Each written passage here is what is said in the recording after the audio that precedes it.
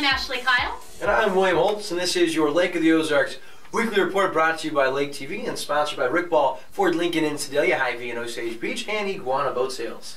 Today we will talk about major updates being made to Bagnell Dam. Man, they're really working hard out there. Some of that hydro blasting was really neat. We'll also talk about the approval of an official request to audit the government of Camden County. A Camdenton police officer once again goes above and beyond the call of duty to help his community. That and many exciting events coming to the lake this upcoming weekend. When we come back, we'll take a look back at Ameren, Missouri's initial stages in their $52 million Bagnell Dam anchoring and stabilization project, as well as the Lake of the Ozarks Marine Dealers Association's April in-water boat show from Dog Days Bar and Grill. All that and more after a word from Rick Ball, Ford Lincoln in Sedalia. Wow, all hell broke loose around here. It sure did. Join us now for our hail sale where you'll find major savings on very minor dings. With over 300 vehicles on our lot, you won't even be able to tell these cars even sustained any damage. Except in the price. And that's just it. With the hail sale discounts, you get an unbeatable combination. Our loss is your gain. It's a great time to stop by Rick Ball Ford Lincoln in Sedalia. We're going to have a hell of a sale. Easy, Dad. The first major step in an 18-month, $52 million investment by Ameren, Missouri to improve historic Bagnell Dam began this past Wednesday, and Lake TV was on hand. My name is Warren Witt. I'm the Director of Hydro Operations for Ameren here at Bagnell Dam. Today is a media day for our kickoff of our construction project. We call it the Stabilization Project. Stabilization Project really has four main parts. The primary part is the anchoring, and most people refer to it as adding anchors to the dam. And simply that is drilling holes through the dam down into bedrock, installing metal anchors that get cemented into the bedrock, and then they get tension. So when they're left, they're pulling the dam down tighter to bedrock. And that is the main project. About 68 of those will be installed. About 16-inch diameter holes. Each anchor pulls with about 2 million pounds force down towards the bedrock. So it's a pretty strong force pulling the dam down to bedrock. Another part that you'll hear a little bit in the background probably is we're scouring off the back of the dam.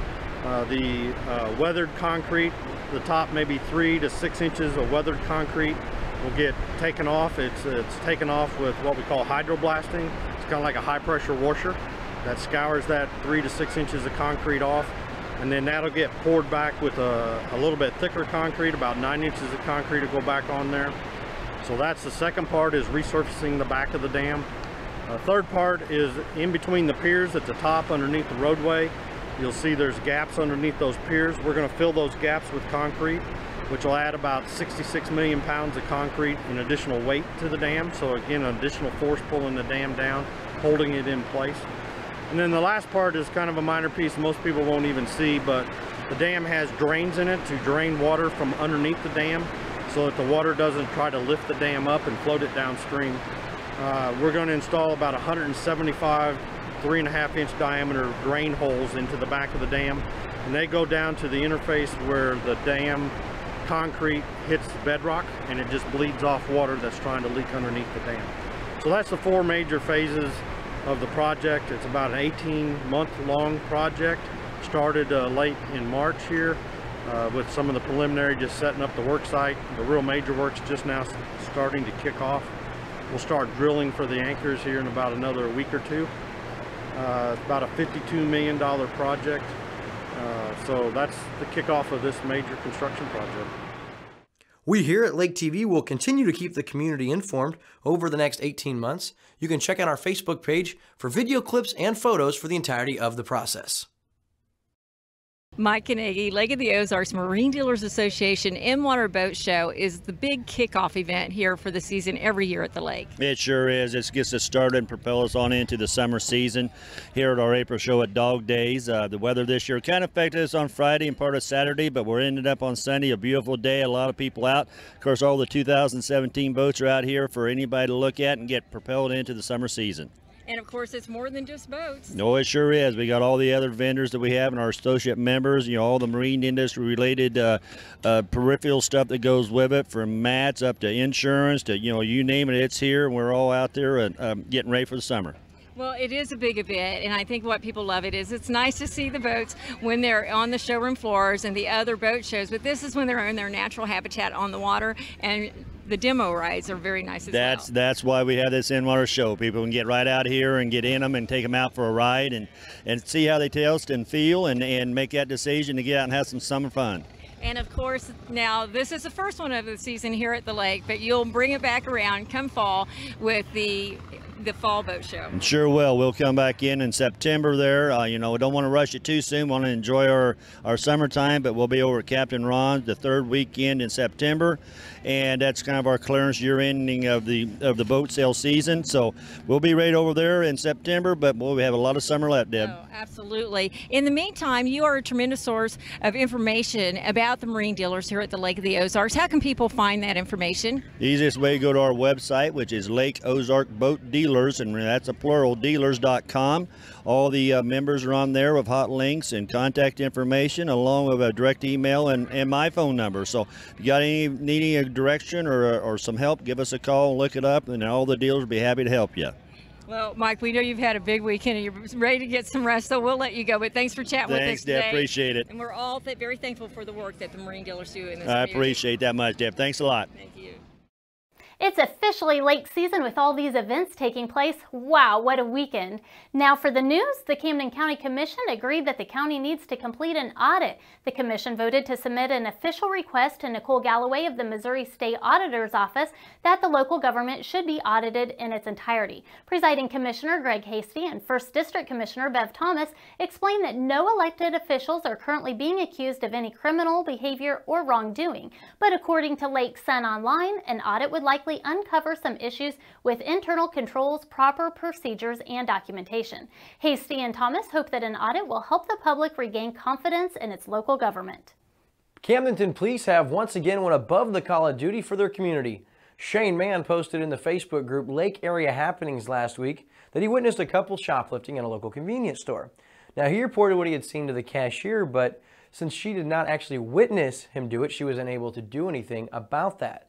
Once he demanded that the authorities be called, the cashier called the police. An officer was able to catch up with the couple, who then gave him a heart-wrenching explanation of why they had stolen the items that they did. The officer brought the shoplifters back to the store, where he then not only paid for the items they had taken, but proceeded to take them out to dinner before driving them to the local homeless shelter. The kind officer saw that this couple needed a little kindness and, opposed to spending time in jail, decided to bless them. Coming up, events coming to Lake this week, all that and more after a word from our friends at Hy-Vee and Osage Beach and Iguana Boat Sales. As a local businesswoman and mom of 2, life can be very busy. So having my groceries delivered makes life so much more convenient. They deliver it to my door without me ever having to leave the house. At Hy-Vee, we love our moms so much that we'll do the grocery shopping for you. Pre-order your list from home with Hy-Vee's Aisles Online. Our personal shopper handpicks produce and selects the best for you. You can even select your preferred ripeness of your produce. Try Hy-Vee's Aisles Online today.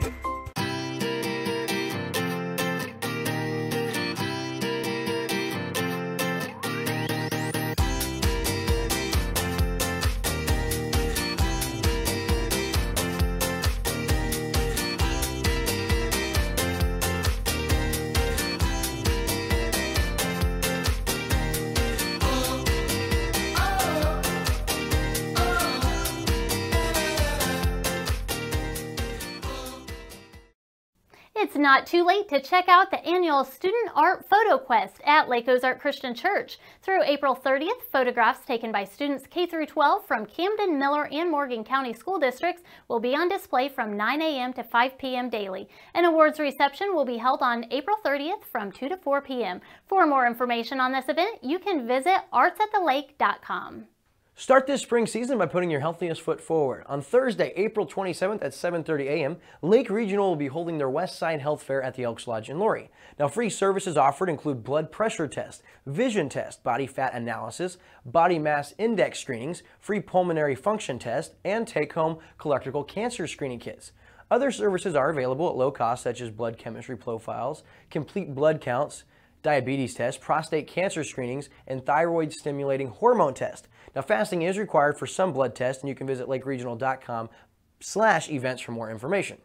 Bring the kids to Stonecrest Book and Toy on Saturday, April 29th between 10 a.m. and 6 p.m. to observe Independent Bookstore Day. They will have special products for sale, coloring activities, games, and even a visit from Clifford the Big Red Dog. You can visit their Facebook page for more information. On Saturday, April 29th, National Prescription Drug Take Back Day will be held in the School of the Osage Middle School parking lot. Now, this event is a chance for citizens to responsibly dispose of their prescription drugs while learning about the potential for abuse of certain medications. This event is free and anonymous. For information, you can call 573-302-2010 using extension 308. Come goof around and play golf for a cause on Saturday, April 29th and Sunday, April 30th at Osage National Golf Resort for the 33rd Annual Clown Golf Classic. Proceeds from this event are donated to the Dream Factory. A player party is held on Saturday evening with the tournament taking place on Sunday. You can visit clowngolf.com for more information on this unique event. If you're into motorsports, don't miss Sir Ike Yamaha Spring Fling 2017 this Saturday and Sunday. This UTV event is being held at the River Bottom MX Park in Kaiser, Missouri, and is open to all kinds of UTVs and side-by-sides. Now, practice runs will take place on Saturday, and timed events will be held on Sunday. You can visit SirIkeYamaha.com for more information on how to pre-register for this event.